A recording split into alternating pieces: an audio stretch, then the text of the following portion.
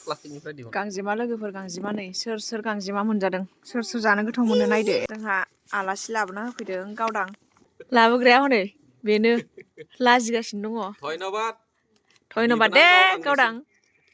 आयो बिदि गांजेमाखौलाय बहा मोनो सोर लाबोना होफैयो बिदि गांजेमाखौलाय दानि जुगाव गांजेमा मोनजानाय माने माने साल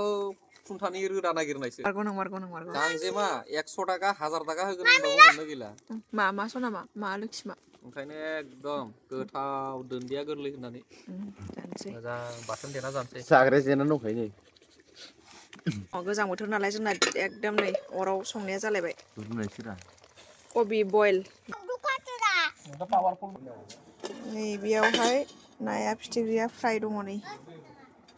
फिथिख्रि फ्राय जानोसै ओमफ्राय